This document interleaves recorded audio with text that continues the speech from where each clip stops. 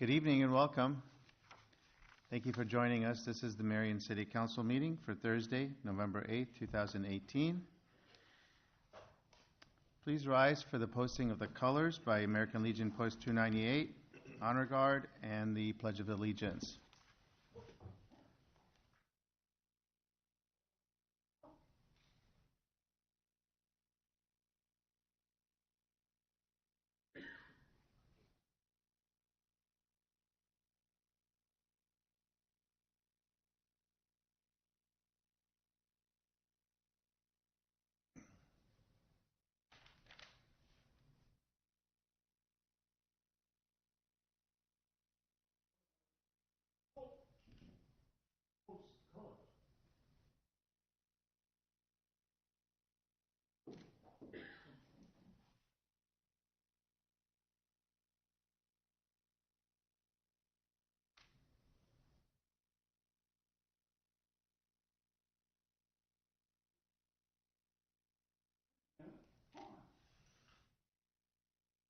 I pledge allegiance to the flag of the United States of America and to the republic for which it stands, one nation, under God, indivisible, with liberty and justice for all.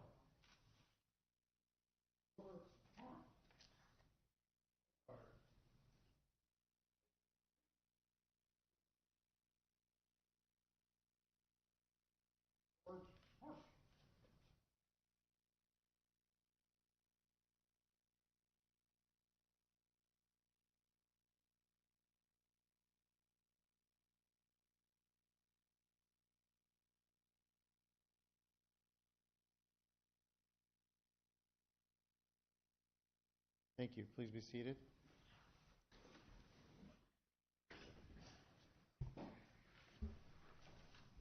That was a special treat tonight in honor of our celebration or kicking off the centennial year of the American Legion. We'll have a proclamation here in just a few minutes.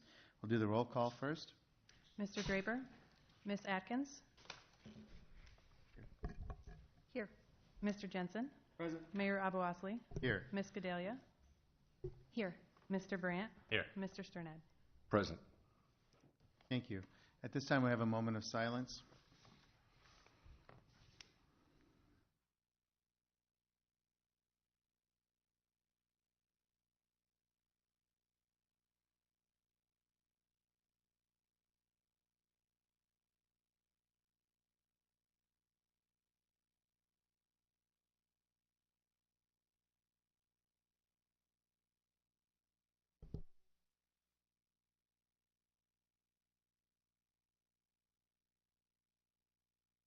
Thank you. Okay, we have several proclamations tonight, and actually there are two proclamations and then we have the oath of office. Is that first? Yes. We will be swearing in first our newest council member, Colette Atkins. And then we have two proclamations, and I will also be reading another proclamation that was already presented on the 24th of October. So I will come down front. Would you like to join me? Thank you.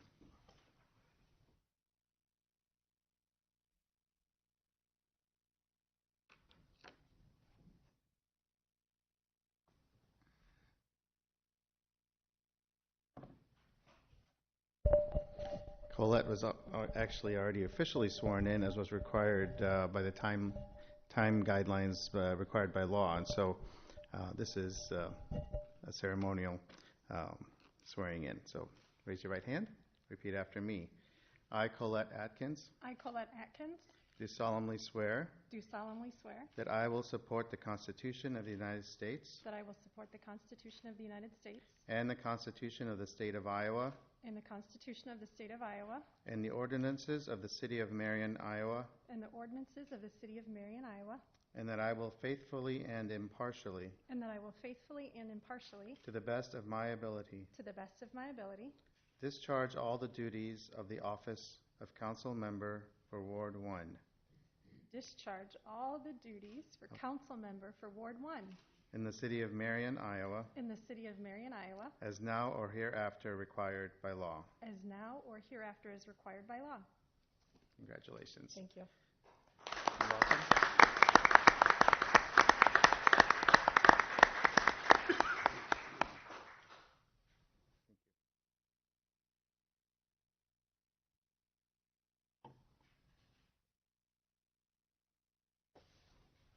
Okay, as I stated before, we are celebrating the centennial year of not only the American Legion, but Marion Post 298 in Marion.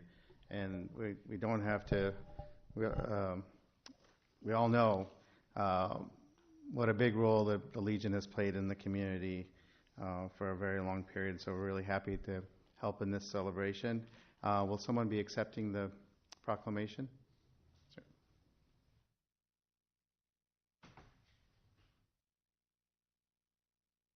Would you mind introducing yourself? I'm Tom Thompson. I'm the commander this year of Marion Post 298. Okay. This is a proclamation of the City of Marion. Whereas the American Legion and Marion Post 298 have been staunch advocates for veterans and their families since 1919. And whereas the American Legion and Marion Post 298 were founded on the 4 pillars of care for veterans, a strong national defense, Americanism, and children and youth. And whereas the American Legion and Marion Post 298 have played leading roles in affecting the lives of Americans in every community, from the U.S. Flag Code to the GI Bill.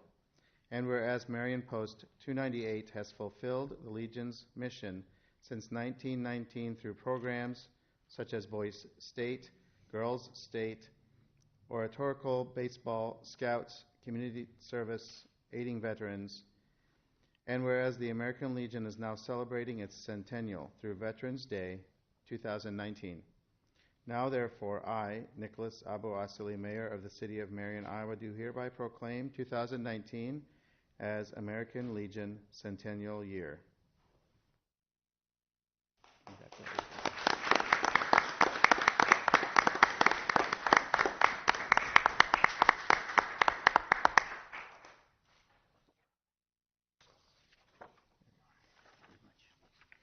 Thank you. Congratulations, and I encourage everyone to join in all the activities that will be taking place in this next year. The Legion is going to be active in the community to mark their centennial year. And I would note, I attended Boys State a long time ago. So, our next proclamation is for Pancreatic Cancer Month. And we have someone here to accept this.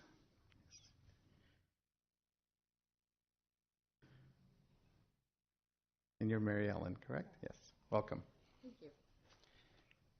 Whereas pancreatic cancer has become one of our time's most devastating diseases, and whereas pancreatic cancer has surpassed breast cancer to become the third leading cause of cancer deaths in the United States, and is projected to become the second leading cause by the year 2020.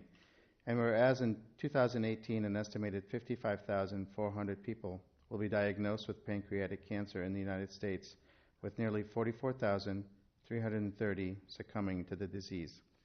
And whereas symptoms of pancreatic cancer present themselves,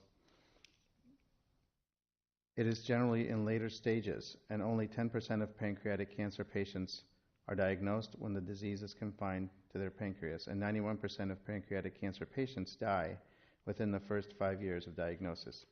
And whereas pancreatic cancer is the only major cancer with a 5-year relative survival rate in the single digits at just 9%.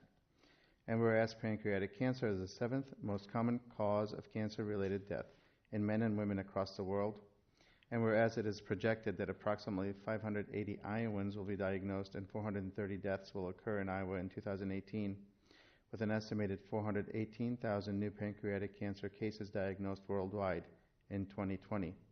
And whereas the long-term health and well-being of the residents of Marion are enhanced as a direct result of increased awareness about pancreatic cancer and ongoing research into early detection, causes, and effective comprehensive treatments. Now, therefore, I, Nicholas Abu-Asili, Mayor of the City of Marion, Iowa, do hereby designate November 15th as World Pancreatic Cancer Day in the city of Marion, Iowa.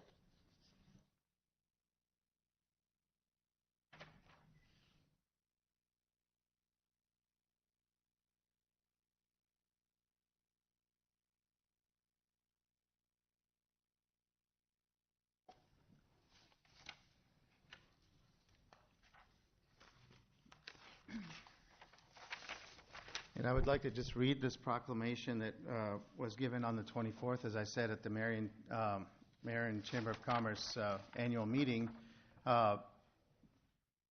Councilmember Paul Draper, who's not here, was selected by the Marion Chamber of Commerce and the Marion Times as the Citizen of the Year for this year. And in honor of that, and in honor of Paul's long leadership in the community, I did give a proclamation at that event, and I would like to read it here tonight.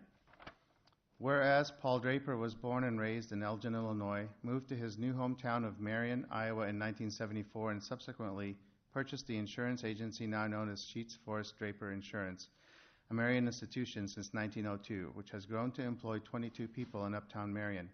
And whereas Paul Draper espouses an unparalleled love for Marion's long and rich history and a deep commitment to its preservation, as demonstrated by his service on the boards of the Granger House and the Marion Historical Society, his significant investment in the restoration of one of Marion's oldest existing buildings constructed in 1852 at 610 10th Street, and his tireless efforts in spearheading the 1988 community campaign to preserve elements of the city's historic train depot and incorporate them in the construction of the depot pavilion in the city square. And whereas Paul Draper has demonstrated a lifetime of loyalty to the residents of Marion through 15 years of service on the Marion Economic Development Corporation Board, 25 years of service on the Marion Civil Service Commission, and service as president of the Marion Chamber of Commerce Board of Directors, Indian Creek Country Club Board of Directors, Optimist International Board of Directors, and several other state and local professional and service organizations. And whereas Paul Draper is a forward-looking leader who exemplifies Marion's brand promise through his sincere belief in the potential of Marion to be the best place in Iowa to raise a family and grow a business, and his active participation in numerous community boards and committees aimed at increasing opportunities for citizens to enjoy a great quality of life, such as the Imaginate Steering Committee and the Law Park Amphitheater Committee. Whereas Paul Draper was elected to the Marion City Council as an at-large representative in 2011 and again in 2015, and at age 84 continues to faithfully serve in that capacity with great zeal and enthusiasm. And whereas Paul Draper is a steadfast advocate for Marion's progress and an unbending believer in its bright future, whereas Paul Draper is a role model for Marion's citizens and leaders through his forward-looking attitude and his constant drive to be a force for good in the community. Whereas the citizens of Marion are grateful for Paul Draper's lifetime of commitment, service, and leadership to our city, now therefore I, Nicholas Abu Asili, Mayor of the City of Marion, Iowa, do hereby declare Wednesday, October 24th, 2018, as a day to honor Paul Draper and to thank him for his years of positive leadership and service in our community. So we did give this to Paul, and also were able to show him a video of the presentation, and he appreciated that very much. Okay, moving on with our meeting, before we get into the meeting portion, I would like to welcome our budget manager, Zach Wolf, who is has newly joined us here. Welcome to the team, Zach. And he got here just in time from Arizona for the cold, so welcome to Iowa.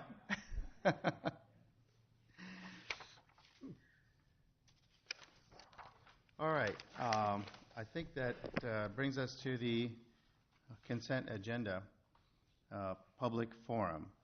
So this is a time when anyone who's here would have the opportunity to speak and address the council on any item that is on the consent agenda, because the consent agenda items are voted on as a group and are not discussed individually. So if there's anyone here that would like to make a comment to the council on anything on the consent agenda, please come forward now.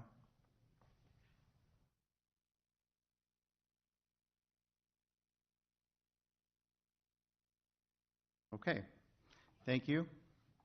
We'll move on with the consent agenda. Your Honor, I'd like to make a motion to approve the consent agenda, including items A1 through G1, and including resolutions 27247 through 27279. Second. It has been moved and seconded to approve the consent agenda as presented, including items A1 through G1 and resolutions 27247 through 27279. Any discussion?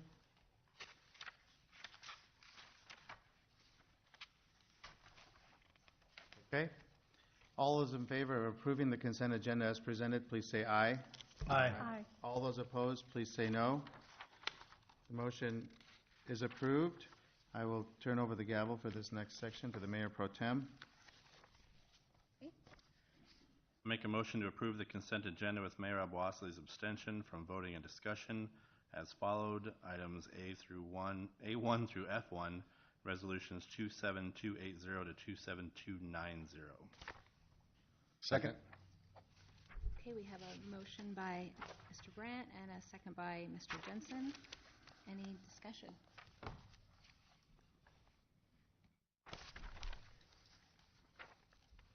Okay. Seeing none, all those in favor, please signify by saying aye. Aye. Those opposed say no. And any abstentions? Aye. Okay. Relinquish the gavel back to the mayor.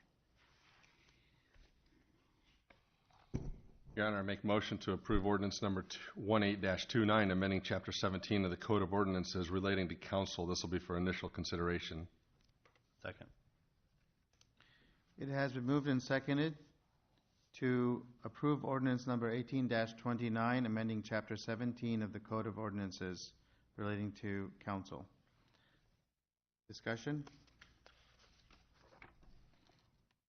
All those in favor, please say aye.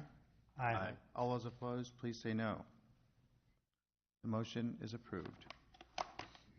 Your Honor, I make a motion to approve ordinance number 18-30, amending Chapter 18 of the Code of Ordinances relating to city clerk under initial consideration. Second. It has been moved and seconded to approve ordinance number 18-30, amending Chapter 18 of the Code of Ordinances relating to the city clerk. Any discussion? All those in favor, please say aye. Aye. All those opposed, say no. The motion is approved. Thank you. Your Honor, I make a motion to approve ordinance number 18-31, amending the Code of Ordinances by adding Chapter 18A relating to city treasurer, and this is the initial consideration. Second. It has been moved and seconded to approve ordinance number 18-31, amending the Code of Ordinances by adding Chapter 18A relating to the city treasurer. Discussion.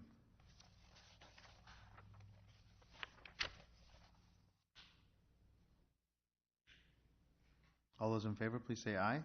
Aye. All those opposed, say no. The motion is approved.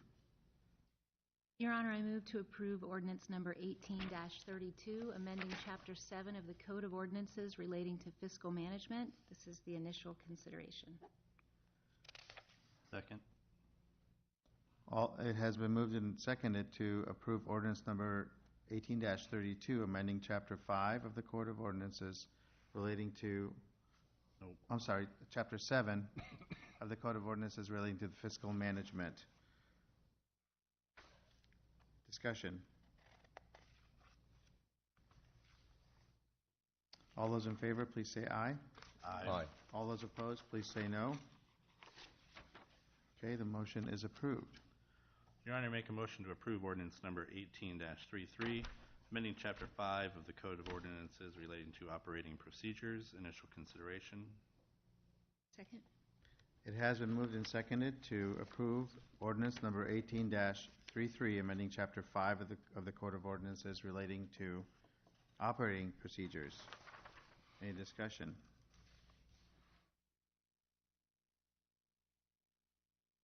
None? All those in favor, please say aye. Aye. All those opposed, please say no.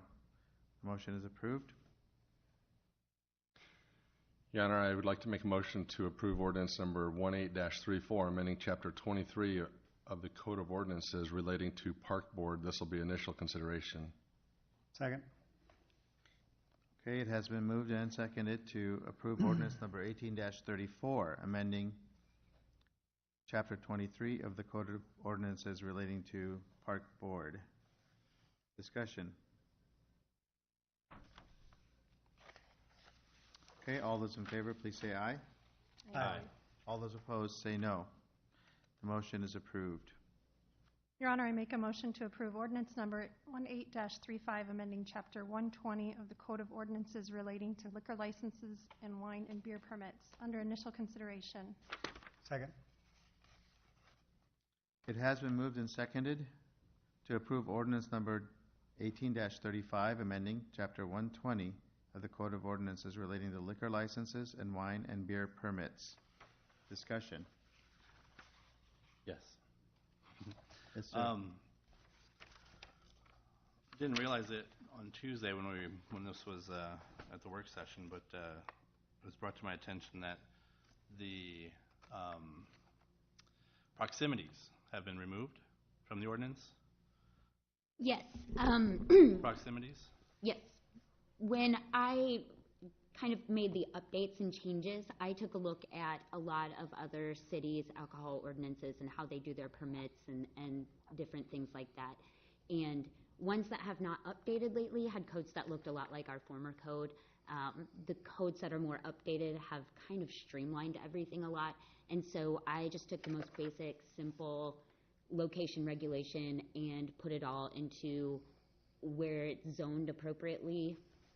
That's where the alcohol can be served, and that's where you can get a permit for. The church restriction is a little bit more problematic than the school one because we have a lot of storefront churches, which was not really contemplated at the time our current code was written.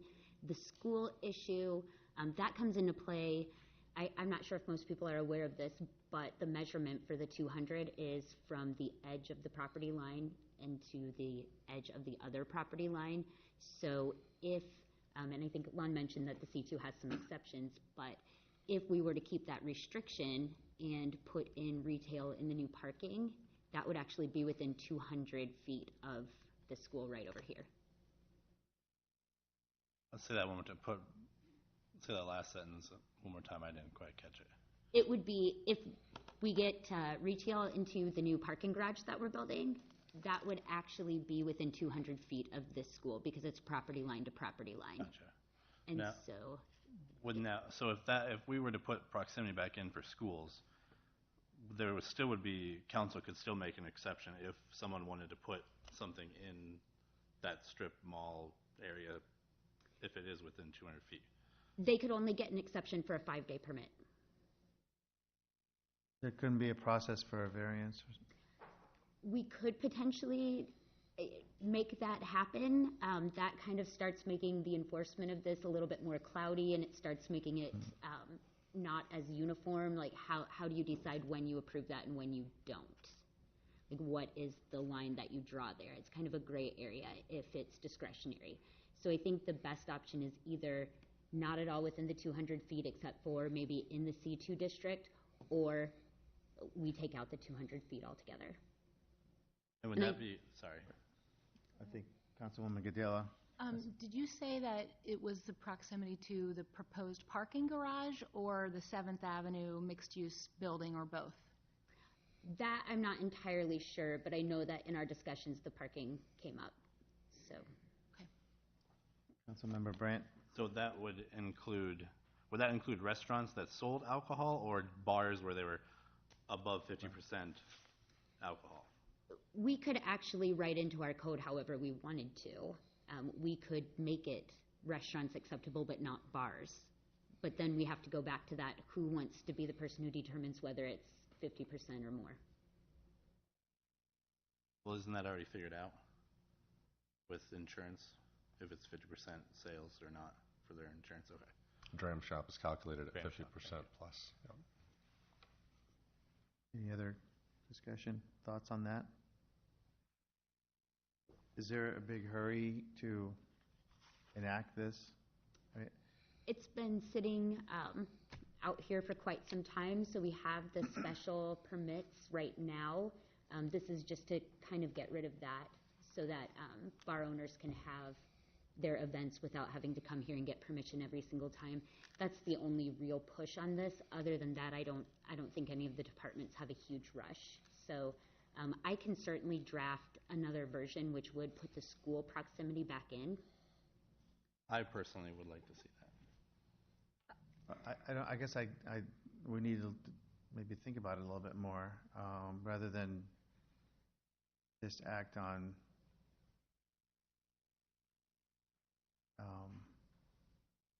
just because we think there will be retail, and I don't know. I think we have to think about the interests of the school and the interests of the students, and then maybe find something that works that works for everybody.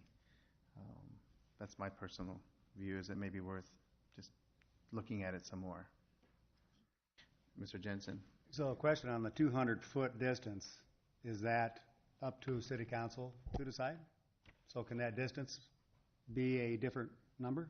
Yeah, that's something that we had in our code. Okay. And so I would have to take a look, but yeah, it's our code that had that in there, and so we can take it out. I imagine we could mess with that, but I would have to look to make sure there's not something else somewhere in our code. But I can't imagine I don't know what that would be. I'm just hesitant to answer without actually looking every time. Did you, Yeah. Councilwoman Gadela? I concur. I mean, I'd be very interested in the restaurant versus bar, and I'd also like to see what the 200 feet around all of the schools that are near the zoning, so obviously Vernon, but if there are any other schools or proposed school land that's purchased that we know about, if we could have an idea of how much might be impacted by this decision, I think that would also be helpful. But I agree. I think we should take our time. There's, this is an important decision, and I don't see the need to make the vote tonight. And I believe that there is an exception for the area down here. That's just my example, that if we had another area like that, because I do believe the downtown area is an exception to the 200 feet.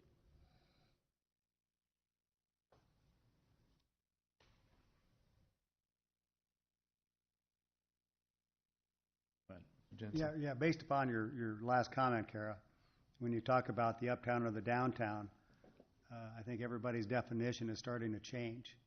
So as we start using that, and I don't know how it was used in the past, I know there's been some grandfathered clauses in there enacted, but as we start talking about, we define the uptown, my understanding is that's going like this. So I'm just wondering if that factors into that reading and the wording at all as well. That would probably depend on if there's going to be any zoning changes. Okay.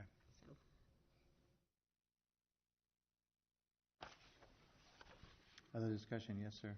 I would, again, like I said, I'd like to see that be put back into the ordinance for schools.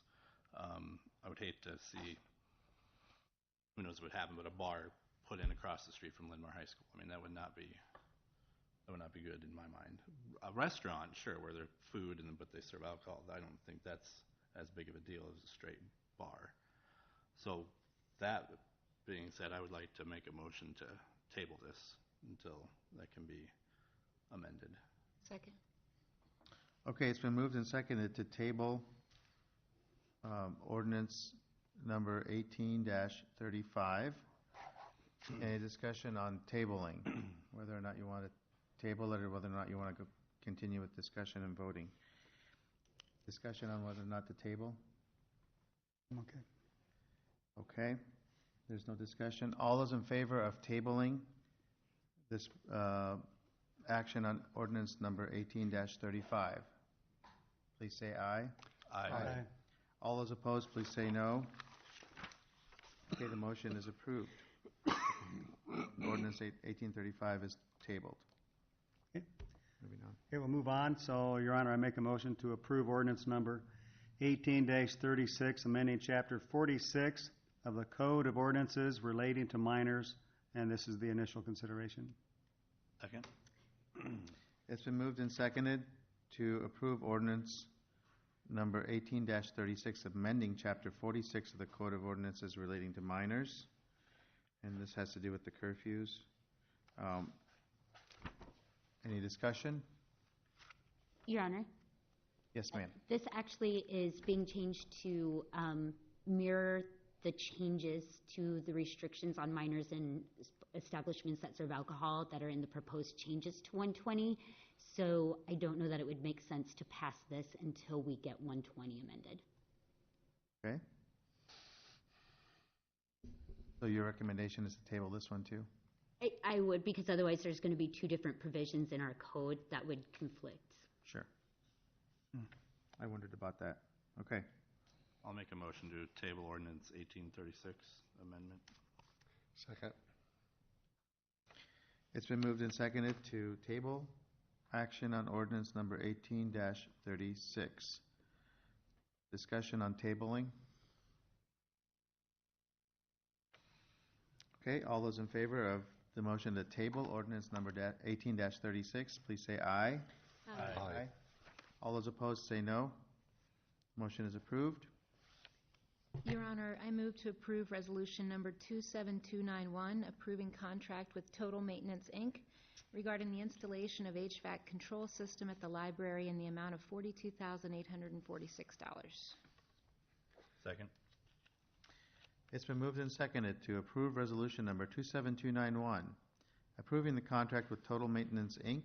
regarding the installation of HVAC control system at the library in the amount of $42,846. Any discussion?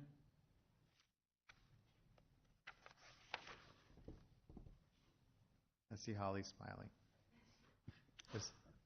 Probably overdue. No discussion. All those in favor of the motion to approve resolution number 27291, please say aye. Aye. Aye. All those opposed say no. Okay, the motion is approved. On to engineering, and I will turn over the gavel on the next two items to Mayor Pro Tem. Okay, thank you. I make a motion to receive, file, and discuss a request regarding a regional detention basin for Silver Rock Estates, Kent Bakken, Integrity Custom Homes, Inc. Second. Okay, we have a motion by Mr. Brandt, a second by Mr. Jensen. Guess we'll have a little presentation first and then discussion. So Kent's actually here if you guys have any questions. We talked about this briefly at the work session. I did portray the comments that were received regarding the land and how the land was going to be split. So I'll let Kent come up here and talk if you guys have any questions for him. Hello. Could you just state your name and address Yeah. for the record, please, Kent? Yep, Kent Bakken, 3436 Barnsley Circle, Marion.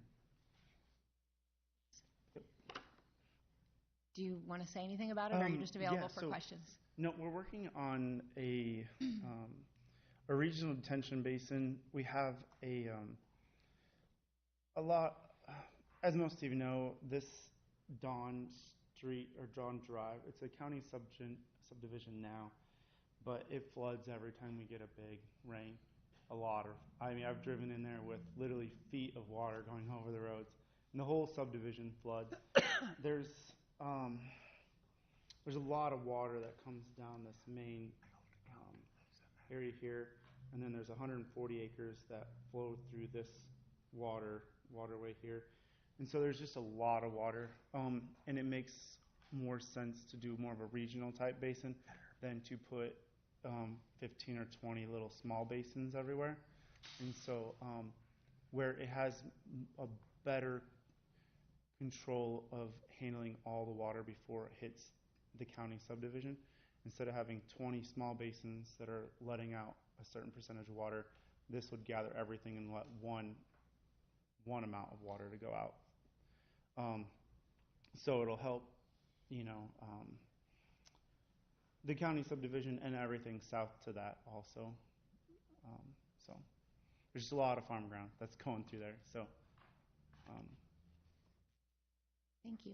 Yeah, any questions you guys have? Have any questions? Steve? One question, Mike indicated to us on Tuesday that you control a large percentage of the land We that would be affected by this we watershed? Is do, that- yes. We won't develop all of it. Right. We will sell off certain sections and stuff. There is some of the ground over here that will probably go more multi-family, even possibly some commercial based off the Cedar Rapids mapping. So basically this area, I don't have this corner, but all the way over, so most of this parcel here and then up Okay. in this parcel, with Echo Ridge, we're on the third phase now, so we do, but there's probably about maybe a third of it that we kind of are doing, but we won't do all of it. We'll sell off some of it. Yeah. Anyone else? Have you had any communications with the landowners out there? Are they aware of the retention basin that you're proposing and taking a look at? And I'd be curious to know the dialogue there. You mean the county subdivision people? Mm-hmm. No, I haven't. Okay, Actually, yeah, I talked to the third one in, and they take the brunt of the water. Their basement has flooded so many times they will not fix it, because even this spring it flooded again. Because there was probably about a foot to foot and a half of water going over Dawn Drive this spring when we got a big rain. So most of those foundations they leak. Their yards are flooded. They don't always get water in their basements, but they do get water, a lot of water in that area. So. I'm familiar with that area out there as far as elevation goes. The proposed retention that you're showing right there, will that pretty much be at grade, or could you tell me just approximately what the grade would look like on the southeast quadrant of that as far as elevation goes to create such a large basin? Yeah, so it's, we would have to, Just a guess. I'm not trying to put you on the spot there. yeah, no, it's, we would core out some for volume, but we would have to build more of a dam that would hold most of it, which we can't go over. I think it's 10 feet, I believe, because then if it would ever breach, it would cause mass flooding. So it's like, I think our depth can't exceed 10 feet on the berm, I believe is what the engineers said. Okay. Yeah, So- you can build above 10, but once you get above 10, it becomes a higher classification of a dam, and so then the design standards go to a higher level. Right, and that's what I was kind of getting at, is if you anticipated that needing to go above that, or do you think it would No, stay I don't. underneath that? It will stay underneath that. Okay, very good. Thank you. I appreciate It's it. pretty crazy expensive after that. So, Anyone else? Yeah. Steve. So one comment, I've got a very good friend who lives in that area below or south of Dawn Drive, and so they would welcome a fix like this. Just out of curiosity, I know this is really authorizing us to move forward with discussions, also with Cedar Rapids. But how far out would it possibly be? And again, I don't need a commitment, just a swag on when a detention basin like that would be put into place. we would like to in 2020. Okay. So we are looking at starting the first phase of Silver Rock next year. It's like 35. Have you guys seen that? I don't know. I think so. We haven't done any of the preliminary plating or zoning, have we? Yeah, this So- is what we're working on. I don't know. So we would do sorry, my thing's too big. So this would be the first phasing. So this outlot would be put in first. So that would handle all the water from the north coming under Echo Hill Road, which is a lot. There's like a 40-inch culvert that, it's plumb full and it's backed up on the other side when we get big rains. So this would take the brunt of the northern water at first, and then we looked at doing a temp basin here until we can get the whole thing built. Sorry. So this would be the first phase, and then second phase, and then the third phase. But the pond would go in the second phase. to start handling all the water. So, honestly, this we have a lot of interest in this phase already, so I can't imagine that it would be more than 2 years before this phase. So let's see, 19, probably 2021 before this phase would be completely built out. Maybe 2020, just depends on how things go. In the next couple of years, for sure. So. Okay. Yep. Anyone else? Yeah, go ahead. Just as a quick follow-up to your deal there on phase 1, phase 2, are we impeding on any issues there by putting in phase 1 without putting any type of retention in there? I mean, I just see we're going to shed more problems to this before phase 2 builds out. So even on this one, he's kind of showing two. Let me get over by the mics. Yeah. So even on this one, they're showing two different detention basins. So when he's talking phase 1, he's talking about this basin up here, and then phase 2 is a bigger one. So we're still talking about phasing it. Very good. Thank you. Kent, that's going to be really big, and it's necessary. Are you worried about, like, will you have any barrier or anything around it to keep people or anything from, I mean, that's big. Or will you allow fishing or, you know? That will be more up to, I think, city council, if we can, you know, if paddle boating or canoeing or that kind of stuff, or fishing. We haven't gotten to that phase yet. I'm curious about that. There probably wouldn't be any kind of barrier around it, but just yeah. Who's ultimately responsible for it? Well, that's kind of, we're just still discussing that too, I think, right? Yeah. So right now the policy is if it's dry, the city will take it. If it stays wet, then they'll have to create an HOA or they'll have to maintain it. That's going to be something that we're going to bring back to you guys. Okay. Having detention basins with a water feature not only increases the house value around them and the land value around them, it also gets the total suspended solids out of the water. There's a lot of added benefits to having that wet. It was before, I think, more of a legal issue and the liability, but look at North Liberty, almost all their detention basins there are wet, and the city maintains them. So it's a deeper conversation that we need to have yet. Okay. And, well, wait. Okay, I'm good. Thanks. Anyone else? Yeah. Quick. So there's that retention basin, Irish Drive and Tower Terrace, that big one right there. How much larger is that going to be than that one? Much bigger? So it's hard because this is very preliminary at this point until we actually get full engineer designs. This is just a blob on a piece of paper. So we're approving But the it's blob going to be bigger tonight. than that, more than likely, I would assume. I would assume so, yes. Okay. It's a blob. Yeah. Okay. Thank you both. Yeah. Okay. So we had a motion by Mr. Brandt and a second by Mr. Jensen. All those in favor, please signify by saying aye. Aye. Those opposed, please signify by saying no. And we have one abstention. Item 2. I'd like to make a motion to direct staff to negotiate an MOU with Integrity Custom Homes, Inc. regarding a regional detention basin for Silver Rock Estates. Second? Okay, we have a motion by Mr. Stranad and a second by Mr. Brandt. Any discussion? Seeing none, all those in favor, please signify by saying aye. Aye. Those opposed, signify by saying no. And those abstaining. Aye. Okay, and I relinquish the gavel back to the mayor.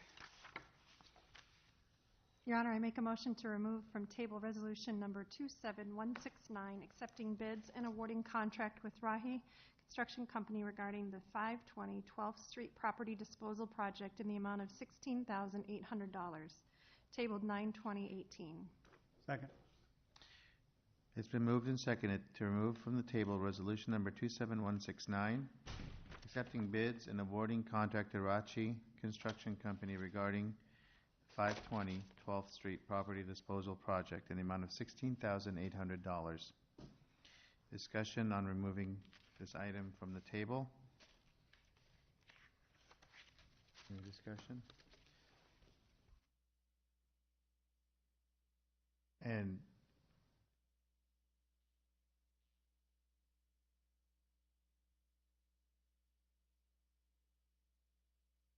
so, again, what's the urgency to remove this and act on it now? Yeah, so basically, if you look at E4, the next item, per SUDAS requirements and our specifications, 60 days after we get quotes, we either need to accept or reject those. We're at 58 days. So we need to either bring those back and reject the bids or accept the bids. We asked the contractor to give us an extension on that, and they said they would for a 10% penalty. I don't think we should pay that, so my recommendation is we either reject the bids, accept the bids. We can rebid it if we want to in the future when we know for sure what's going to happen. This was basically based on the direction that we got back on 8/7/18 when you guys told us not to do the Martin Gardner report. So we can reject the bids, but we have to do one or the other because we're at the 58 days of 60 days. Okay. I'd like to hear from other council members on what their views are on this.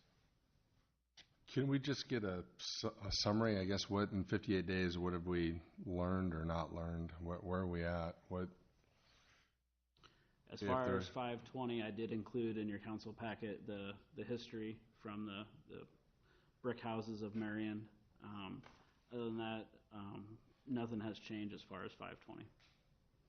We've had a tree that has come down between 520 and 530/40 that's caused damage. We've had some break-ins and stuff, so it's kind of a nuisance at this point. But other than that, nothing else has changed. And we've got no feedback, no interest. I just want to kind of summarize where we're at then, so no. Right, we're going to have the Martin Gardner report for 525, but again, we didn't do one for 520. If you guys want us to get that, we can get that, but we haven't done any more development with 520. It's just kind of been sitting. Okay, thank you. 525 12th Street? That's a separate, we'll have a Martin Gardner report on that one. We're just talking about the White House on the corner right now. Okay. Any other thoughts on this? Yes, sir. I mean, my only thought is I don't think it hurts any at this point to have it ready to go. We certainly need to be making a decision on those houses over there, certainly within the next 60 days. So, if this is ready to go, if needed, I'm fine approving it and having it sitting out there. I don't think this is making a decision to, we approve that we're not making necessarily a decision to enact upon it, are we? Because the other one we tabled. So that would be, okay, that's the way everybody's viewing this. If we approve this, we would move ahead with demolition of that house. Okay. E4 would be removed. Yeah, the next E3 one. is just taking it off the table. Yeah, this one's just to remove it, but the Right. E4 would actually be. Exactly. I know I'm getting ahead, but I think in the process of doing that, we need to do it. Okay. So I guess my position is that I'm going to be voting no. Because there's been no firm decisions made on that block. There's no plan, there's no contract, we still don't know if the ramp's going to be full block, half block, 3/4 block. And what I've been told is that a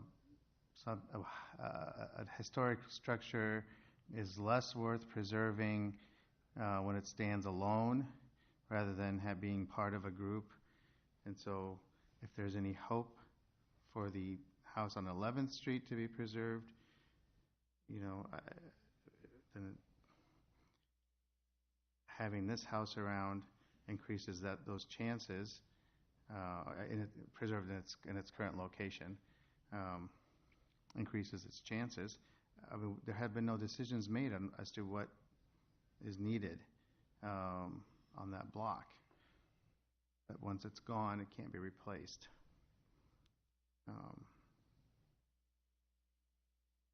So the recommendation I would give is not necessarily to vote no then, would be to amend the motion after it's brought off the table to actually reject the bids instead of accept the bids on item E4 then.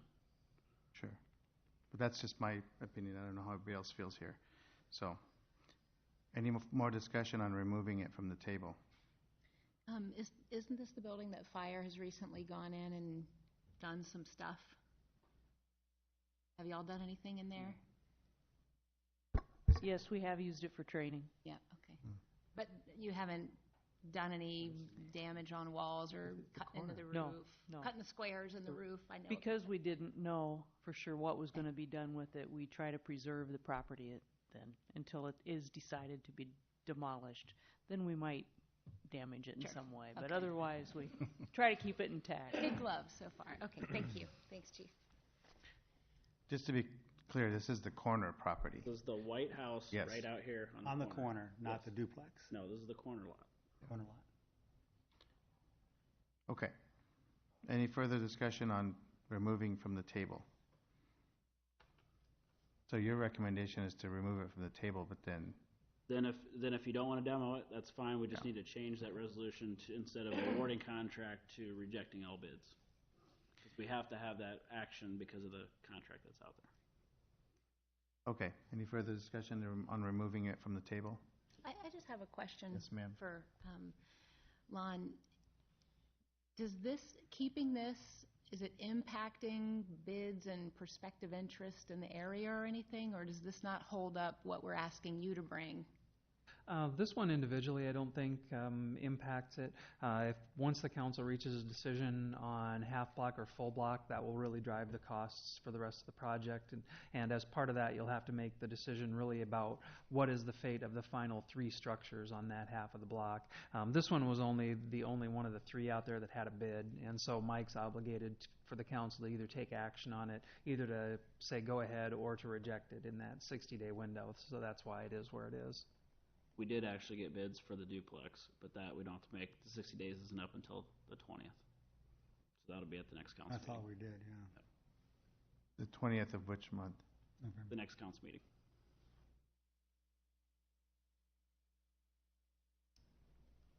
Okay. All right, all those in favor of the motion to remove resolution number 27169 from the table, please say aye. Aye. Aye. All those opposed, please say no. No. So we have 1 no and the motion passes. So, Your Honor, I make a motion to approve resolution number 27169, accepting bids and awarding the contract with Rachi Construction Company regarding 520 12th Street property disposal project in the amount of $16,800, and this was tabled 9/20/18. Second. okay, it's been moved and seconded to approve resolution number 27169, accepting the bids and awarding contract with Rachi Construction Company regarding 520 12th Street property disposal project in the amount of $16,800. Discussion?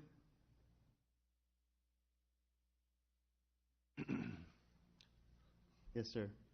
So if we go ahead and approve the knocking the building down, how long before they do it? I mean, are they ready to go? We give them a notice to proceed, and I believe they have 45 days to take it down.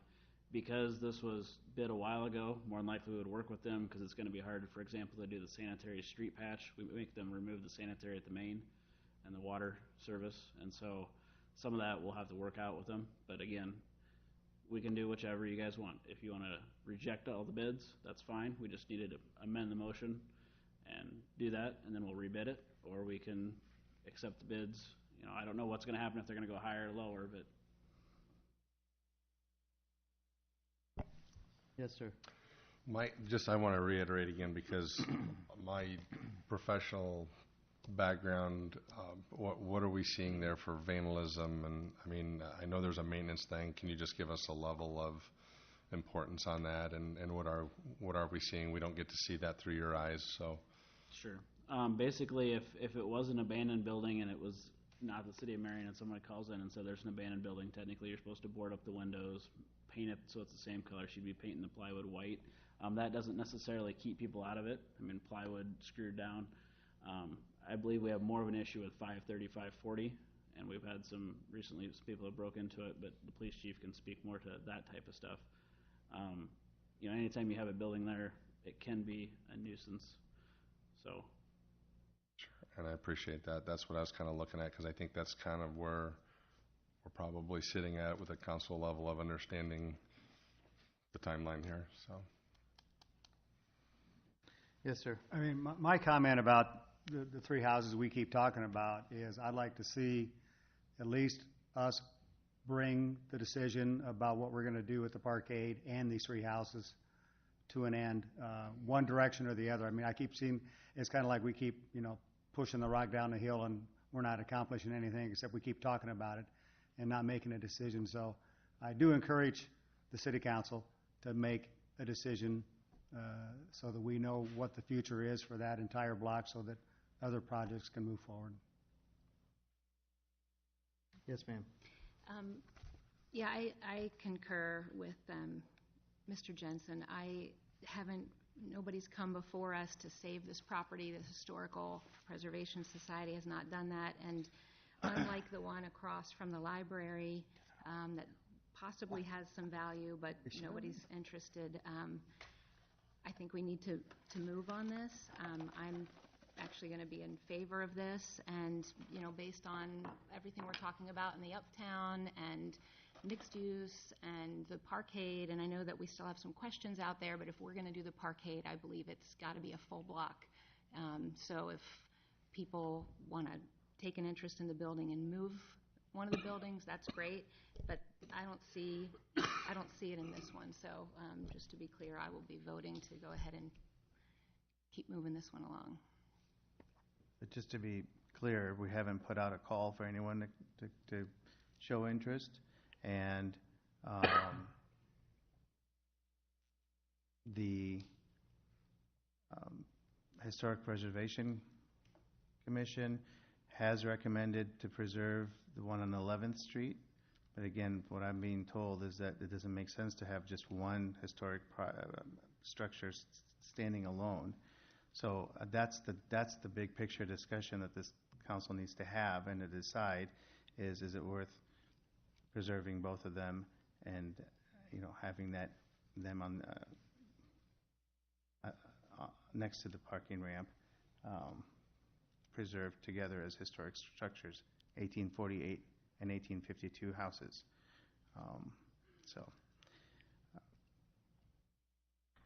I guess in my mind we haven't had those discussions, and once those houses are gone, then they can't be replaced. So we're just creating a foregone conclusion. But that's how I feel. Other discussion? Yes, sir. Can I ask, to your point, Mayor, so we can move this towards a decision, are we looking for more information or groups to come in to say that they're willing to do something with the houses in that location, or willing to move them? I mean, I'm trying to see what are we looking for so that we can finalize a decision. What in your mind has been explored as far as those options? I don't see that we have explored any of those options. I see that. I'm not sure. I mean, that's a valid question. So I'm saying, what else do we need so that we can get that information on the table and move forward for a decision? I mean, if people feel that there's just no value in them at all, then you proceed. But if there's possible value, then you have a serious effort at putting out a call for people to maybe move them, do something else with them, come up with ideas. I don't think that any of that has been thought of or explored. And if it has, then I'm sorry, but I haven't seen it. I think we've just had in mind that they're going to be removed. Yes, ma'am. So I would second that. Of course, I'm new, right? But I think it would be interesting to see what some options might be. I think as what's been shared, once they're gone, and we can't bring them back. And one of the things we celebrate about our community is that historical perspective. And so for me to make a decision and feel good about that decision, I think to have some sort of something to help make that decision better, as opposed to the development? Is there a way to have it developed with those structures? What does that mean? So I would concur with where you are, Your Honor, on this one. Other discussion? Yes, sir. Mr. Brandt? Do we know if there's Marion bricks in that particular house? I didn't read the full report recently to see if there's not. And then, how long has the rest of the block been gone in a parking lot? Since the library? So 20 plus years? Anybody? So my question, okay, so 20 years ago, the rest of the block, the rest of the houses were knocked down for a parking lot. And in those 20 years, how many times has anyone come forward saying we need to save the rest of the houses? We didn't have any. Does anybody remember anything along that line? No. Just being the devil's advocate here, I mean, it's been 20 years since everything else around it's been demolished for a parking lot. And not that I want to tear down, historic structures and all, but everything else around it's gone. If we wanted to save those houses 20 years ago, the council that was up here should have saved everything on that block instead of putting a parking lot up or next to it, or a daycare or whatever else was there. I would like to know if there's Marion bricks in it. I would say in any of the houses that get knocked down there, if there are Marion bricks, if we can salvage what we can salvage to use them in something else, I think it would be good. And has it been put out for 525 11th Street for moving it or anything like that? Has that been? We'll have the Martin Gardner report that we'll bring back to you, but that's as far as we've gone with that one. But no one is. I know Mr. Draper had talked about, reaching out to some people. And I don't know if he had time to do that before. I don't know if he did either. But I mean, we've been talking about it for months. No one has approached me. That's, again, the question. Has anyone approached about it? So I don't like tearing down the old houses either, Your Honor. Okay. But anyone else? Yes, sir. Again, it's not referring to here, but I think collectively we're talking about a group of houses. So I'll make this comment, but again, there's one person looking at doing a development just a few blocks down from where the house is on 11th Street. And she indicated that she did look at that house and whether it was worthwhile to move it, and felt that moving it was, one, too expensive, and two, the additional cost of getting the house back to a normal structure after it was moved because of all the damage that would happen due to especially that house being a double brick house. And I think so. She just indicated that was just too prohibitive and discarded the idea to move it. So that's only talking about, what is that, Renee, a 3-block Right. move, and so that was going to be too costly. So I think if we really talk about options for the houses, more than likely, the only way the one on 11th Street gets saved is if it stays where it's at. I'm not sure anybody's going to want to ever pay the dollars to move it and or restore it once it's moved. They would with city assistance. Oh, that was even discussed. Yeah. Yeah. Your Honor. Yes, sir. I would assume, too, that the 520 house would probably be in the same ballpark range of cost to move. I mean, I don't know if it's a double brick house, but big brick house is probably going to be the same as the other one. I mean, if you're getting up close to $1 million to move both houses. $1 million? Well, how much was it to move 525? Between 120 and 150. Oh, I thought it was 400,000. The Martin Gardner report, to move it and then to retrofit was over 400. And to not update it, just move it and get it to fit on a new foundation. And do some upgrades to And get some it. upgrades was 400? I don't think we've ever seen 100,000 that for full the two. report. Not yet. Okay, so I was going to ask about that as well. And that's on the one on 11th Street. That's the one on the Lowell Right. Street. Right. We did not do one on this one or the duplex Right. because we were not instructed to do so. We brought Understand. that to council, and you guys said no. Yep. And if I may, Mayor, I had anticipated after we did the report on the overall development project in the Uptown that we would have the discussion on the scope of the parking ramp at the council meeting on the 20th so that we could bring these to some resolution. But to your point, there are several ways, even if the council elects to do a full block, there are a lot of different ways that we can put together a request for proposals for removal of structures. You can open the door for someone to come in and put in a proposal to remove the structure. That also gives them the ability to come in and demolish the structure. It can be bid either way, but it provides the opportunity for the private sector to make a proposal on what they would do with them beyond just a simple demolition. Additionally, I know that one of the items that has come up repeatedly on 525 is the materials that it's made of. And so in the case that it was planned or the proposal was to demolish it, I would think we could put into the specs for demolition that the materials have to be salvaged so that they could be reused elsewhere in the Uptown. So there are a lot of ways to move that piece forward to allow for creative solutions for the properties. But to get to that point, you would end up wanting to actually reject this bid. That was my point, is that we hadn't gone through that kind of exercise to see if there's other options. But this is just an option to just dispose of them, of this house, dispose of it, and it ends up in a landfill somewhere.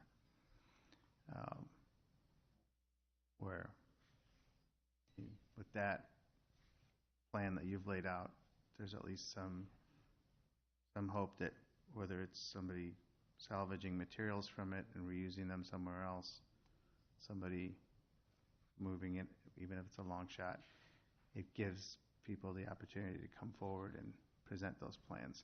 Yeah, that was what I was saying, is we haven't gotten to the point where we've actually done that in a serious way.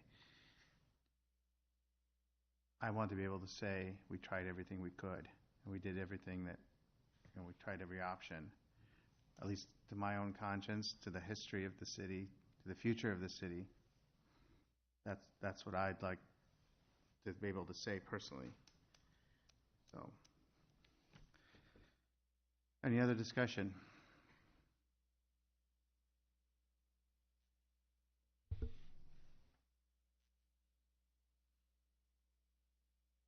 None? Okay.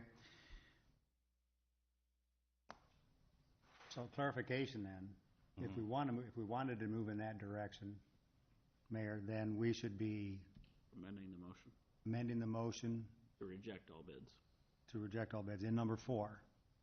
for number 4. Okay.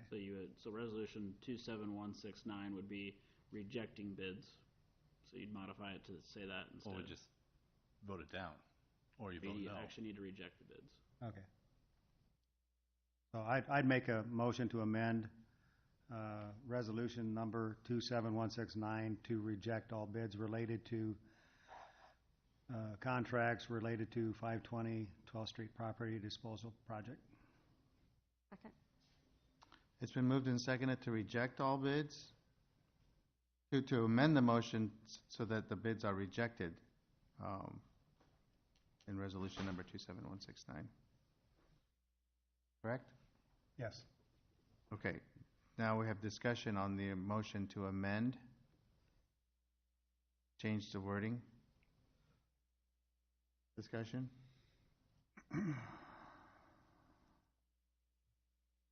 No discussion?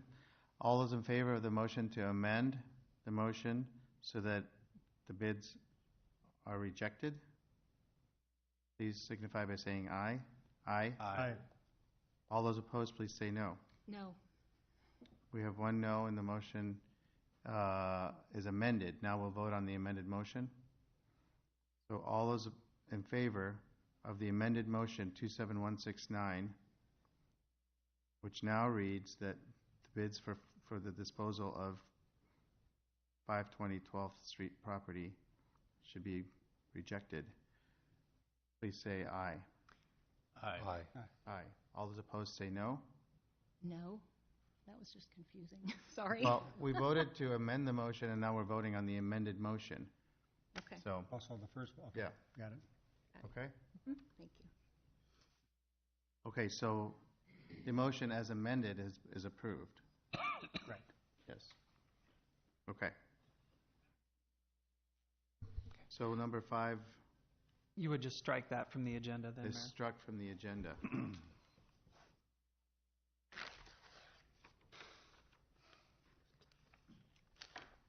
Okay. At this time, we have a public hearing regarding the rezoning of property located south of Blair's Ferry Road, north of Twickstown Road, and west of Marion Boulevard, to rezone property from R2 medium density single family residential to C3 general commercial and R2 medium density single family residential to R6 high density multifamily residential. This is brought forward by DeLong Development Company, LC. Presentation by our Director of Development Services. Good evening, Council. The proposed public hearing is on the rezoning of property located north of Kutztown Road, west of Marion Boulevard. It's highlighted in red. It's also south of Blair's Ferry Road. This property kind of sits back. I think even if you drive by it on Blair's Ferry, you probably don't really recognize that it's there. It's a wooded area. It includes a portion of the old railroad right-of-way that went through the property. When I moved here and before Blair's Ferry was redone, there used to be an old trestle that went over Blair's Ferry Road, and that property continues down through the wooded area from the north to south to the back of the Long Branch Hotel. The petition that's before you is from the owners of the Long Branch. The property currently holds a number of different zoning district classifications, which creates some problems for us. I identified in the staff report that we really like to keep the zoning on parcels of ground to one, but we don't always have that opportunity. And traditionally, there was zoning that occurred on legal description that didn't really follow property lines. As indicated here, the red is commercial. The peach color is R6, so it's a high-density residential zoning district classification, and the yellow would be R2. The area that's kind of dashed is the area under consideration for rezoning. You can see that someone along the way must have bought the railroad right away and asked to have it rezoned separate from the others, so it's kind of divides the commercial districts.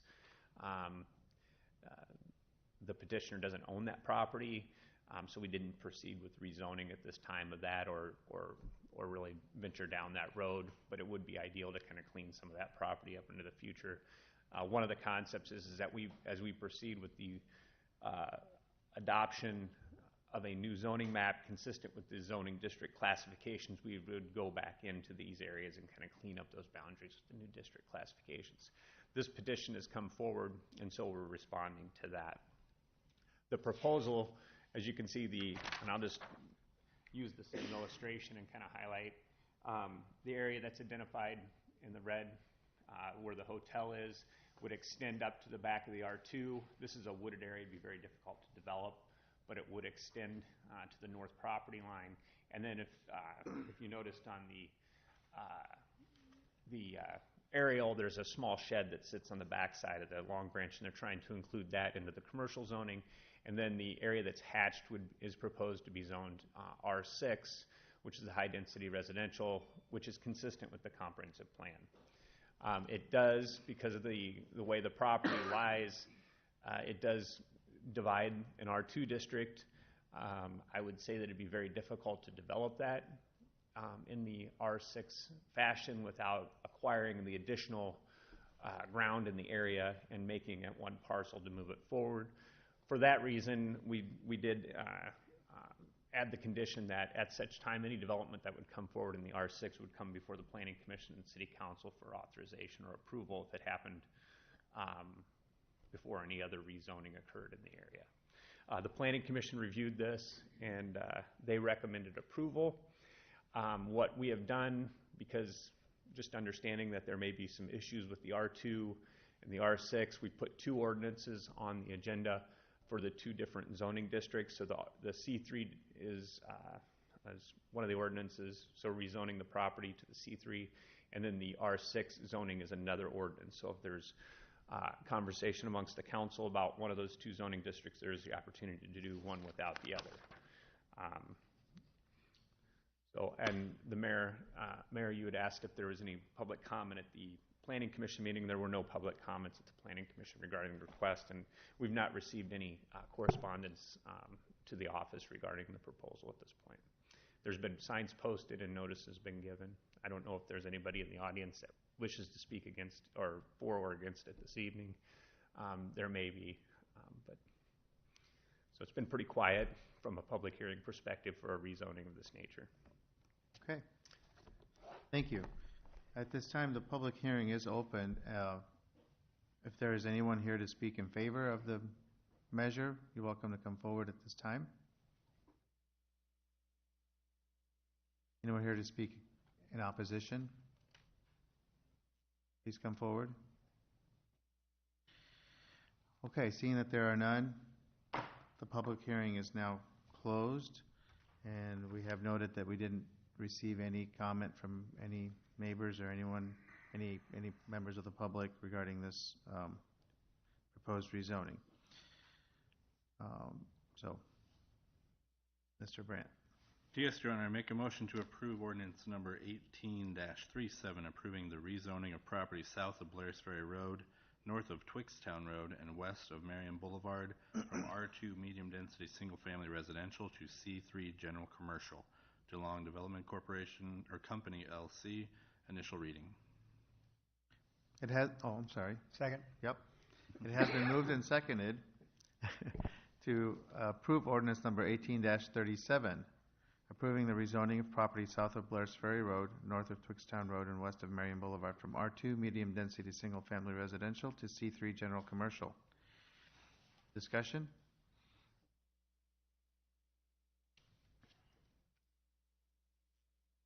Okay, all those in favor of ordinance number 18-37, please say aye. Aye. All those opposed, please say no. The motion is approved. Your Honor, I'd like to make a motion to approve ordinance number 18-38, approving the rezoning of property south of Blairs Ferry Road, north of Twixtown Road, and west of Marion Boulevard from R2 medium-density single-family residential to R6 high-density multiple-family residential. This will be the DeLong Development Company, LC, for the initial reading. Second. It has been moved and seconded to approve ordinance number 18-38, approving the rezoning of property south of Blairs Ferry Road, north of Twixtown Road, and west of Marion Boulevard from R2 medium-density single-family residential to R6 high-density multi-family residential. Discussion. Question. Yes, sir. Tom, can you explain the difference between R2 and R6? What's permitted, what's not permitted in the two? The primary difference is the density of the residential district classification. So this is where you'd see a larger apartment complex from a density perspective versus an R2. The highest density you're going to get is a single-family lot on it, and the smallest lot would be 60 by 100. So generally, when you see an R6 development, you're going to see probably more of in line with what you see as you come closer east on Blairs Ferry with the new senior age-restricted housing that went in last year. So you're going to see a stacked unit, 12 plexes, something of that nature. So And that's consistent with the comprehensive plan? correct. Yep. Or one other. Yes, sir. And so the DeLong Development Company does not own to the west of that along Blairs Ferry? Correct. Okay. Yep. Okay. Further discussion? Thank you. All those in favor of approving ordinance number 18-38, please say aye. Aye. All those opposed, please say no. Motion is approved. Your Honor, I make a motion to approve resolution number 27292, approving plat of survey number 2303, located south of Echo Hill Road and west of Albernet Road. Carl and Dolores Sizer, Revocable Trust. Second.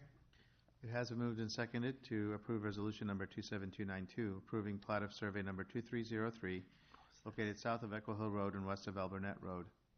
Discussion? All those in favor of resolution number 27292, please say aye. Aye. Aye. All those opposed, please say no. The motion is approved.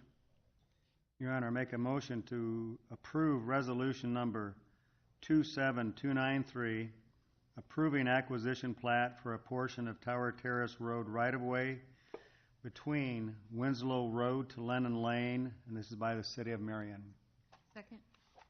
It has been moved and seconded to approve resolution number 27293, approving acquisition plat for a portion of Tower Terrace Road right-of-way between Winslow Road and Lennon Lane.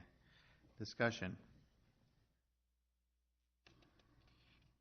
Yeah, all those in favor of resolution number 27293, please say aye. Aye. All those opposed, please say no. The motion is approved. Your Honor, I move to approve ordinance number 18-25, approving the revision of Chapter 176 of Marion zoning ordinance for approval of an amendment to Chapter 176.32, accessory building and uses of the Marion Code of Ordinances regarding accessory building and uses. This is the second consideration. Second. It has been moved and seconded to approve the second consideration of ordinance number 18-25, approving the revision of Chapter 176 of the Code of Ordinances, the zoning ordinance, for approval of an amendment to Chapter 176.32 regarding accessory building and uses of the Marion Code of Ordinances. Discussion. Yes, sir. I'd just like you all to know that I'm still against, everyone to know I'm still against the restriction of 900 square feet as the largest you can build an accessory building. I do not think that that is correct to do. Thank you. Yep. Further discussion.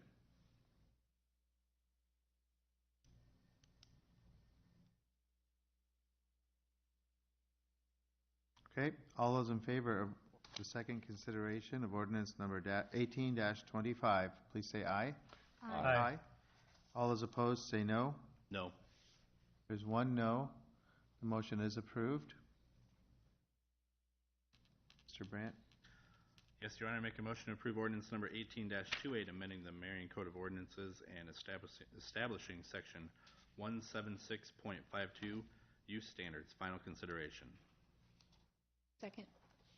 It has been moved and seconded to approve ordinance number 18-28, amending the Marion Code of Ordinances and establishing section 176.52, use standards. This is the final consideration. Discussion. Okay, all those in favor of the final consideration of ordinance number 18-28, please say aye. Aye. All those opposed, say no. The motion is approved. Mr. Sternad? Your Honor, I'd like to make a motion directing staff to proceed with Alburnett Road, Central Avenue, name change associated with the Alburnett Road Extension Project. Second.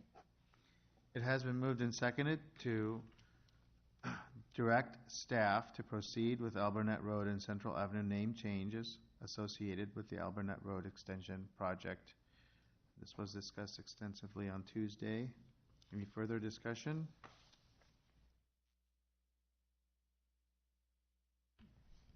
Okay, none.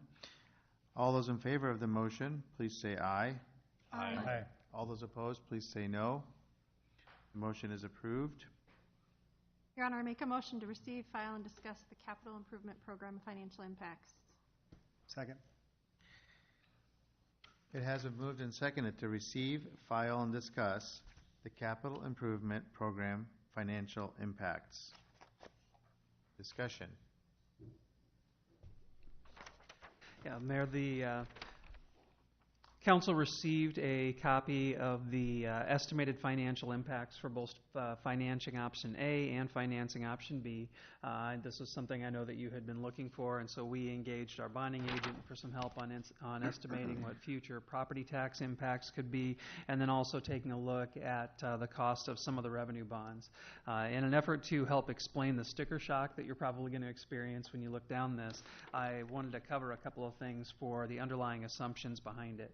One is that when we were looking at the costs to service the general obligation bonds, what you're seeing are numbers that are based on the premise that the City of Marion's property tax value does not increase from what it is right now. And so I think you all historically know that that has not been the case for Marion. In the last two fiscal years, 2 years ago, our property tax value increased almost 7%. Last year it was over 3.9%, or nearly 3.9%. So Marion historically has significantly outperformed that. But what we wanted to give you was the kind of worst case scenario, so that we, I guess, over-deliver when it comes to the actual numbers. And even on things like the utility rates that would be needed to service potential revenue debt on financing option B, we did not assume additional accounts. And historically, we add between 200 and 300 new utility accounts every year, so that again would spread those costs out. We also didn't account for any projects in there that would be ones where we could potentially receive significant grants. If it wasn't something where we either had a grant agreement in hand or we weren't 50% plus sure that we were going to receive a grant for it, we did not include it. So at every level, we've tried to be overly conservative in presenting those numbers for council. I wasn't anticipating that we would engage in an extended discussion on it tonight, but wanted to provide them to you so that you'd have a couple of weeks to look them over before we re-engage in the next stage of discussion on the CIP at the next city council meeting. But overall, those would be what we would estimate. I guess the other piece that I would include that could have a significant number or impact on these numbers is that for the Eco-Industrial Park project, I know the projections that the council has seen internally show that the operational savings of doing the compressed natural gas fleet conversion should cover most, if not all, of the costs of the new public service facility. For purposes of doing this exercise, we've assumed that we're only recovering half of those costs, and that the rest is going against rates increases for the revenue bonds. So again, at every step, we're trying to make sure that we're presenting to you a conservative picture related to that. As we move forward, the years really from FY19, FY20, and 21 are the ones that are the most critical in the early planning horizons. Any of those future bond issues, this does not commit you to do that. Those all have to come back to council. They all take additional legislative action in order to be able to issue those bonds.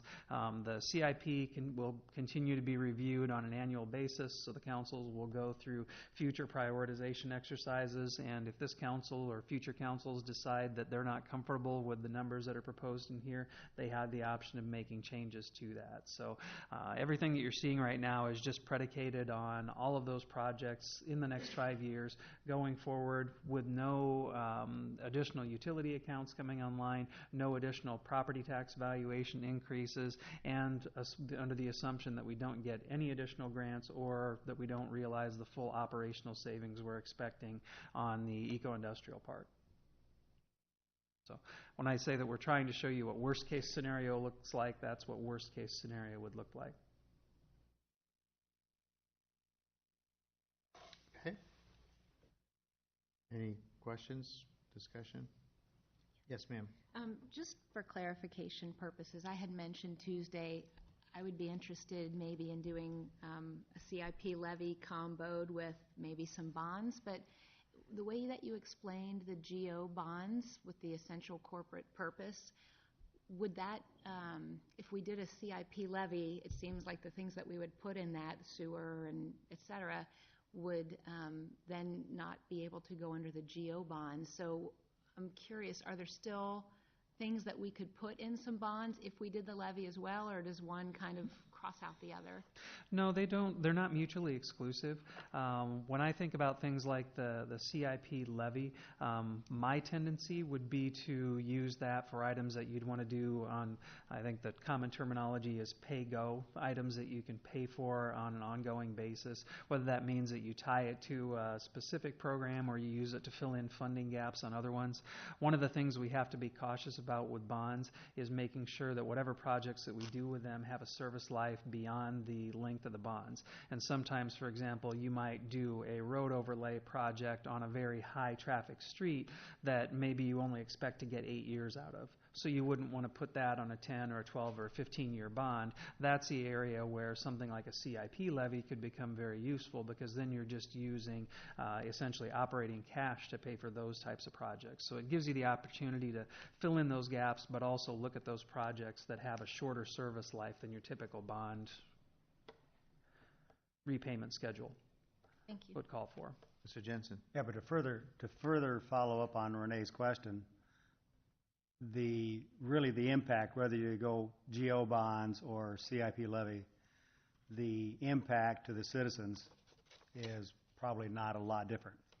Correct. Okay, so it's just a matter of what bucket it's coming out of and where you're going to use it, but the total cost to the citizen and the bottom line here would be pretty much the same. Correct. Yep. It's just one or the other. Yep. Yep. Yes, sir. Mr. Sternad? Just for clarification, Lon, the numbers that we're seeing here, these are the numbers that would be per household, and they're not weighted by value. Is that correct? Correct. Okay, These are based off of what you would see for a median value home or a typical household value, which I think is 154,700 was the number we were using. Okay, so these numbers are weighted by value of a For a 140 median house. For median house. Very good. Thank you. Yep. It's been a while since I looked at it, but typically on a just to give you kind of a guideline on the difference of the fiscal impact for a household versus doing a utility rate. The last time I took a look at it fairly closely, there was about a 20% difference because all the organizations that do not pay property taxes do pay utility rates. So the impact to a homeowner is typically less if you concentrate more heavily on the enterprise fund or the utility rate side. Councilmember Jensen? Yeah, based on our earlier conversation today, Lon, again, so I think the three things I was looking for is, one, what is the total impact on our overall levy rate? What's the impact on our debt percentage? And then three, what is the dollar impact on the households? So we've answered the third one, so I'd still try to get the first two answered in those manners as well. Yep, and it'll take us a little bit longer to put that into a digestible form, but we'll certainly provide that. Thank you. Appreciate it. Other discussion on this? So we need to vote to receive, file, I guess, when does the discussion take place? We just had the discussion, but. Yeah, I was just seeking to explain it. I guess it would be up to council if you look at these and think, I'm really not comfortable with moving forward with those. If you say, we're okay with A, but B looks like it's too much, we'd like you to present us a scenario in between. We'd like to have that direction so that we can get that turned around to you before the 20th. But I've been anticipating that the 20th is the time that we'll have the next intensive discussion about this. That would then also be the meeting where we would set the public hearing for adoption of the CIP, looking towards the first meeting in December to adopt the CIP. Okay. And Mr. Jensen has another question. One more clarification, Lon. So I think you've indicated that this is the worst case. So if I've got a $300,000 house, then by the time we get out to fiscal year 24, the impact is 394 times 2. The property tax piece would be the one that would be higher. The property the utility tax piece. fees would be I'm sorry, the my same. mistake. So it'd be, the 184 would double. The rest would, the other two would stay the same. The CIP levy would be impacted as well. Okay.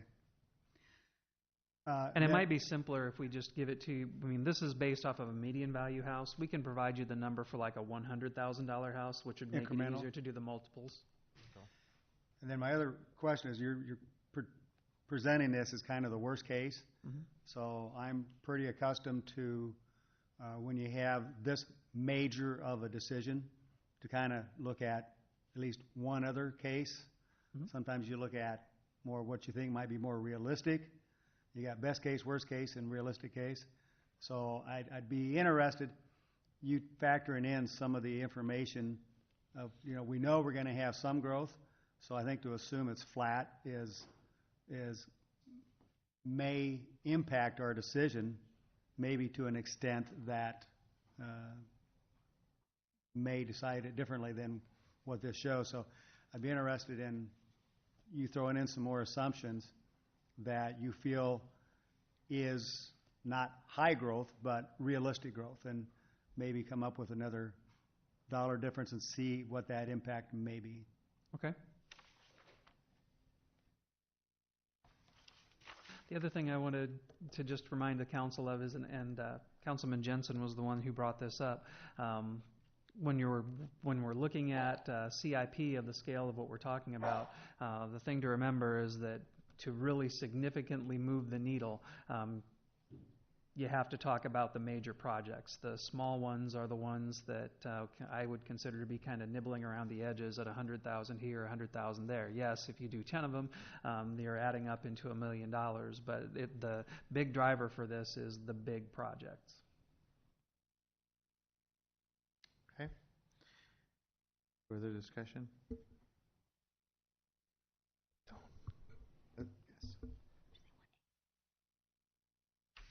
Just to clarify, Steve, for looking at, I guess, another scenario, say 2% growth or 2.5% growth or something like that, you want to see that on A and B?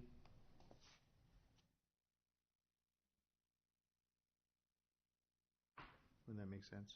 Yeah. Okay. Yeah, I think definitely the impact is going to be more on B. I think we know where everybody's probably okay with everything that's an A, so it's a matter of whether B gets dialed back. Again, I think that's, if it takes more time to do it on A versus B, I'd rather focus more time on B, come up with two scenarios rather than one, if that's where the time and effort can be spent. I mean, I'm not trying to speak for everybody, but at least my concern would be, B is pretty high. And so I think that's my biggest concern, is what other numbers might be reflected of that. In a more realistic scenario? Yes. Okay. Yeah, and I often will do them in a best case, worst case, and expected. What I think you're looking for would be the expected scenario. Okay. Yes, Mr. Sternad. I'm sorry, I've got one, I think it's going to be a follow-up last question.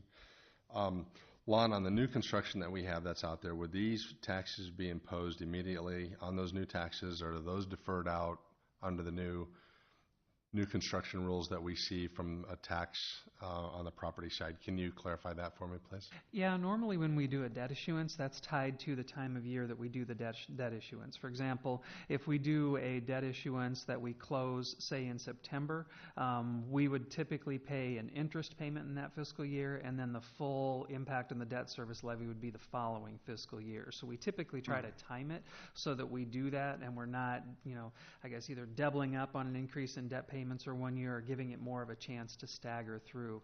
But because of the nature of when you actually borrow and then start to repay it, we usually don't have that window where we have to balloon the debt service levy for 1 year and wait for the valuations to catch up. It's not like the operating side where we have to start providing police and fire service to a house as soon as it's constructed and occupied, versus when they actually start paying property taxes. Okay, thank you. Okay. So we still need to vote on the motion of receive. Yeah, receive, you're still file, receiving and discuss. filing, yes. Mm-hmm. Okay. All those in favor of the motion, please say aye. Aye. Aye. All those opposed, say no. The motion is approved. We have nothing under department discussions at this time. As a public forum for anyone who would like to address the council on any item that wasn't on the agenda, you're welcome to come forward at this time. Yes, sir. Yes, please come forward and state your name and address. I gave it to the city clerk. Yes, but please do still state your name and address. Yeah, I'm Mike Lundby. I live in Ward 2, 3020 English Glen Court, and Unit 2, that's a condo complex. Welcome. And I just got a question. Seemed like I read in the Marion Times, and could have been another paper. Are we considering in this city looking at buying an airplane? Buying an airplane? Buying an airplane for the city? It's not on anything, any approval or... It's not happening. No, it is not happening. Must have been an editorial I read. Well, that's all I wanted to know before I asked any questions. Yeah, that's it. Thank you. Okay. Yep. Good.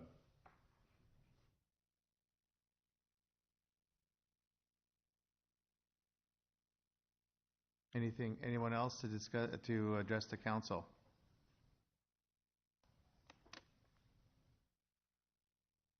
Okay. We do have a closed session. Before that, we'll have this council discussion time. We can begin with our newest member, Council Member Atkins. Anything to discuss? I don't have anything to discuss at this time. Okay. Mr. Jensen? No. Mr. Dale? Good. Mr. Brandt? Real quick, Yes. Brooke, Tuesday, her presentation about the uptown signs got me thinking about our uptown sidewalks. And I went out today and snapped a bunch of photos, and feel free to look at. I parked in front of Scout. I took some pictures from Scout, walked up 7th, around to 10th, and then back down the alley, so half a block.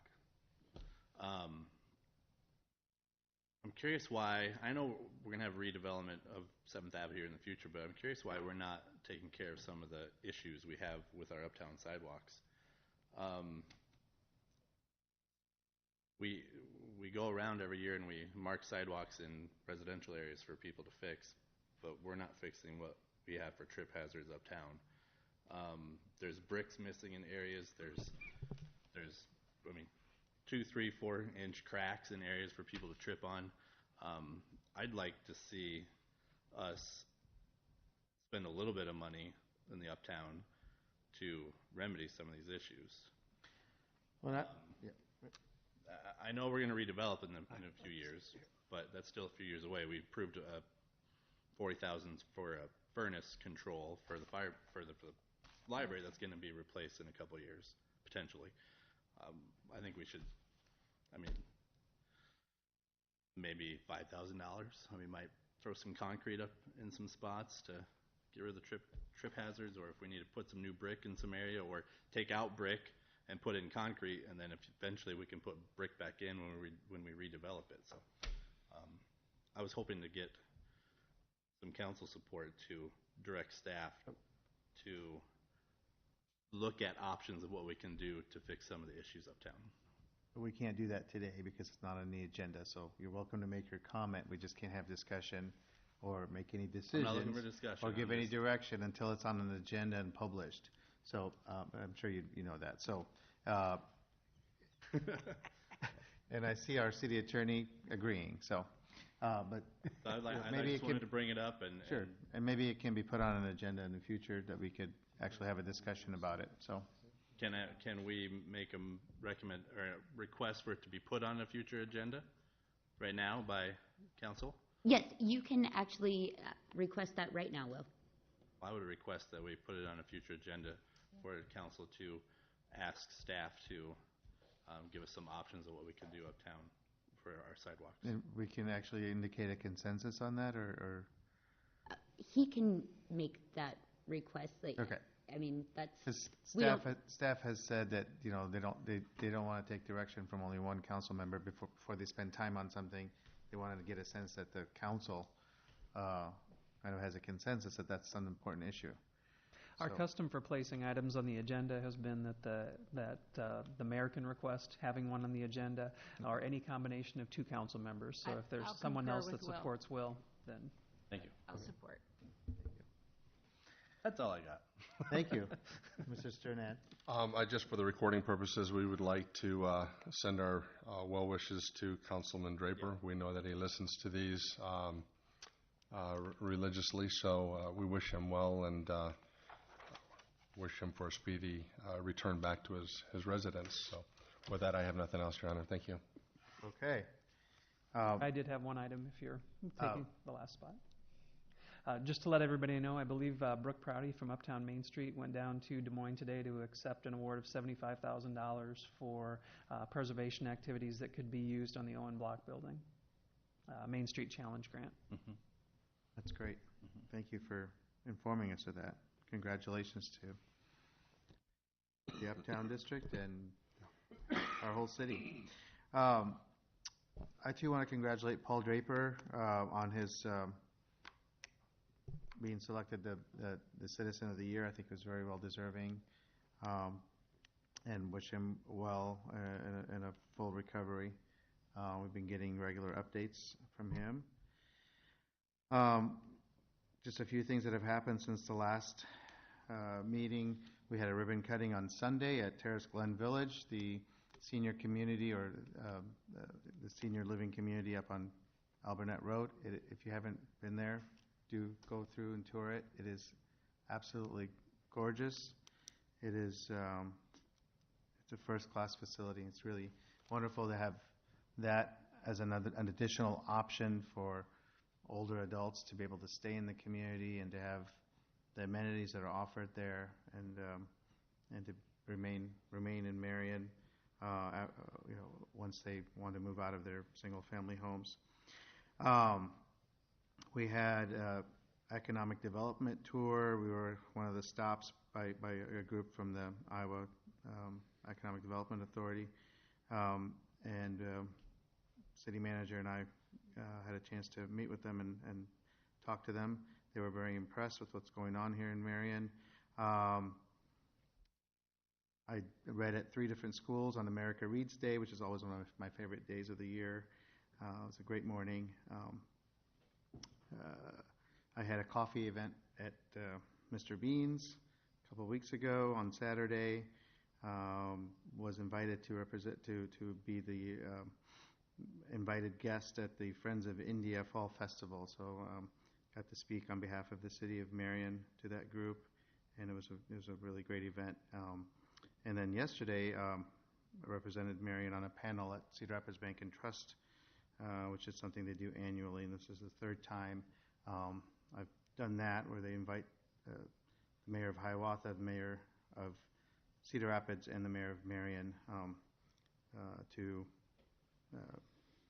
a lunch with a bunch of people, a bunch of their clients, to present on what's going on in our respective cities and to answer questions. And I will just say that Marion looked very good. There was a lot of great stuff to talk about, and people were really excited about all the things that are going on here. So we have a lot of great stuff happening. I do want to acknowledge our council, our staff. I think that we have so much going on. We have so many more complex issues and things to deal with. It's exciting. It is a lot of work, and it takes a lot of homework, and it takes a lot of thought. And I do appreciate all the thought and consideration that's going into every decision that people are making. I know that people aren't just making decisions just based on no knowledge. There's a lot of homework that goes into it, and there's a lot of consideration that goes into it. And I appreciate that we don't always agree on everything, but I think that everybody wants the best for the city, and that's just great. Thank everyone for all their hard work, including the staff. I know that we're really pushing on you to do more things and to provide us with a lot more information and a lot more detail so that we can make well-founded, well-reasoned decisions, and that only benefits all of us and the city and the citizens. So thank you very much. Okay, moving on. Now we do have a closed session that we'll go into, and then we'll return to open session after that if anybody's interested. So, Your Honor, I make a motion to adjourn to closed session regarding personnel matters. This is the city manager performance evaluation as permitted under section 21.51I of the Code of Iowa. Second.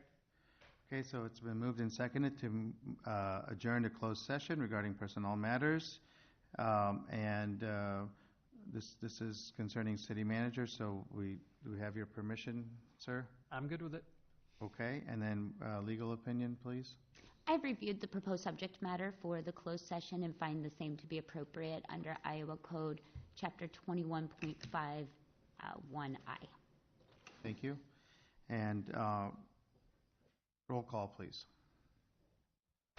Ms. Atkins? Here. Mr. Jensen? Yes. Mayor Abawasley? Yes. Ms. Gedalia? Yes. Mr. Brandt? Yes. Mr. Sternad? Yes. Okay, we are adjourned to closed session. Thank you, everyone, for attending.